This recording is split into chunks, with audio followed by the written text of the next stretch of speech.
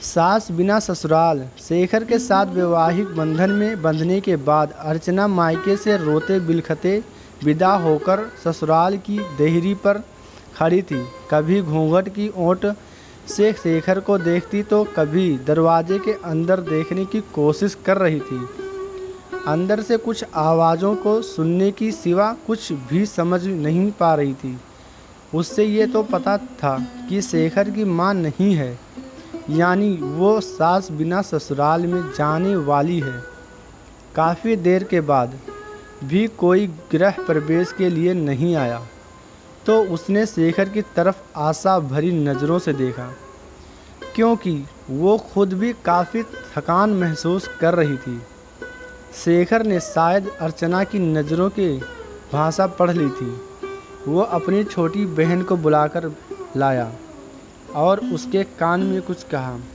थोड़ी देर में बहन कुछ औरतों को साथ लेकर आई और अर्चना का गृह प्रवेश करवाया।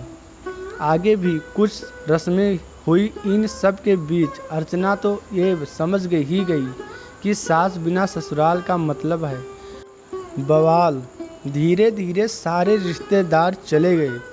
कोई अपनापन दिखाता तो कोई बेगानापन। सब अपने अपने तरीके से अपना और दूसरों का परिचय दे रहे थे। अर्चना कभी इनकी तो कभी उनकी बातें सुनकर परेशान सी हो रही थी, लेकिन धीरे धीरे ससुर पति और दो छोटी नंदों के साथ अर्चना अपनी गृहस्थी की गाड़ी को रास्ते पर लाने का प्रयास करने लगी। पति का प्यार, ससुर का दुलार और छोटी नंद का स्नेह अर्चना को कब अल्हड़ लड़की से जिम्मेदार गृहिणी बना दिया, वो खुद भी नहीं समझ पा रही थी। पर इन सब चीज़ों के बीच उसके दिल में एक चीज़ की कसक रहा करती थी कि उसकी भी सास होती। शादी के समय सारी सहेलियां उसे काफ़ी किस्मत वाला मानती थी कि चलो ससुराल में सास की किचकिच नहीं रहेगी।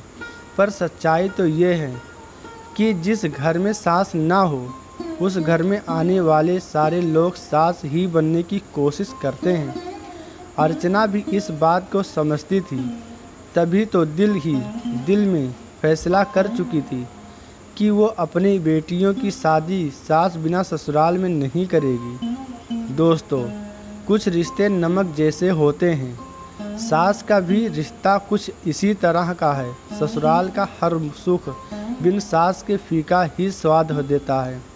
ये कहावत भी सही है कि सास गले फांस होती है जो ना निगली जाती ना उंगली जाती है, पर इनका रिश्ता काफ़ी खास होती है।